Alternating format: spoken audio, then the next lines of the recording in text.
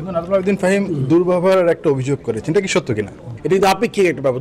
দুর্ব্যবহার মানে যে কথাটা হয়তো জোরে কথা বলেছি বা এরকম কোনো কথা বলেছি যেটা উনি পছন্দ করে নাই, তো ওইটা সো আমার মনে fine by is fine now, because আমি মনে করি যে কোনো জিনিস কথা বলে ঠিক করে ফেলা যায়।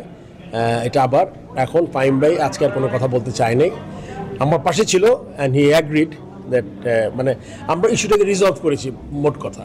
ভালোভাবে কাজ করতে পারছেন না আপনারই একজন সহকর্মী বা বোর্ড ডিরেক্টর নাজমুল আবেদিন ফাহিম, তিনি পদত্যাগও করতে চেয়েছেন। মানে আসলে পুরো বিষয়টা যদি আপনার দিক থেকে একটু ক্লিয়ার করতেন। পদত্যাগ করতে চায় না বলছে, এভাবে কাজ করা ডিফিকাল্ট বলেছে। পদত্যাগ করতে চেয়েছে আমি শুনি নাই। একদিন বুঝতে হবে কি, নতুন একটা বোর্ডের নিউ বোর্ড বলতে কিন্তু ফাইন বার আমাকে বোঝায়, মানে আর কিন্তু সবই কিন্তু পুরনো, তাই তো।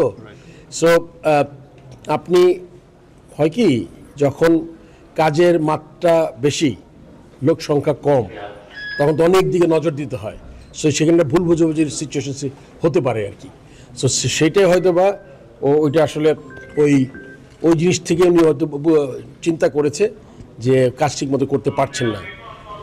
রিগার্ডিং ইয়ার পোর্টফোলিও, ওটাও কিন্তু আমরা অনেকদিন ওয়েট করলাম যে নতুন একটা ইলেকশন, মানে ইন্টারিম কোনো ইলেকশন করা যায় কি না, আরও মানুষ নিতে পারি কি না, কিন্তু ওইটা আসলে করা যাচ্ছে না, বিকজ আমাদের ডিস্ট্রিক্ট ডিভিশনের আপনারা জানেন যে ওখানকার কমিটিগুলো হয়নি এখনও। সো তাতে করে আমি ওই ইলেকশনটা করতে পারছি না, মানে ইন্টারিম পিরিয়ডে যে ইলেকশনটা, যাতে আমরা কিছু 5-7-10 জন যাতে নিতে চাই, যে জায়গাগুলো খালি হয়েছে। সো এইটা বেসিক্যালি আর পার্টিকুলার যেই দিনের কথা উনি বলেছেন, মানে দুইটা জায়গায় দুই রকম কথা এসছে। ওইটাতে ওই দিন একটু আসলে মনে করেন সকাল থেকে আমাদের ওপেনিং সেরিমনি ছিল। আপনি জানেন যে আমরা পায়রা যেদিন উড়ালাম, আমাদের উপদেষ্টা মহোদয় আসতে পারেননি। তারপরে আরও কিছু তাড়াহুড়ার মধ্যে টিকিটের একটা প্রেশার ছিল। সব মিলে ইট ওয়াজ নট এ মানে বেস্ট অফ মানে time for me as a president. And আপনারা সবাই জানেন there was an incident in the president box. আমি বলেছি নো কমেন্ট, এখনও বলছি no comment, but it was সব কিছু মিলিয়ে এমন একটা সিচুয়েশন ছিল যে it was not very good. তো তখন একটা কথা এসছে যে মনে করেন হয়তো ওই সময় আমি কার সাথে কি বলেছি, ওইটা হয়তো কি হয় উইদিন দ্য অর্গানাইজেশন, আপনি মনে করেন মনে রাখতে হবে যে এইগুলো কিন্তু খুব স্বাভাবিক, মানে মতের অমিল একটা জিনিস, আমি চাচ্ছি একরকম আরেকজন চাচ্ছে অন্যরকমভাবে, এটা কিন্তু আমি দোষের কিছু দেখি না। কিন্তু এটা যখন আগে প্রেসে চলে আসে, এটা একটু দোষের আর কি আমি মনে করি। এগুলো আগে নিজেরা রিজলভ করার চেষ্টা করা উচিত, যখন তখনও হবে না তখন এটা গেলে ভালো হয় আর কি। সো এটা হয়তো বা ফাহিম ভাই তো আমার বয়োজ্যেষ্ঠ, আমার বড় মানুষ, সে আমারও সিনিয়র প্লেয়ার, সিনিয়র মানে অনেক সিনিয়র।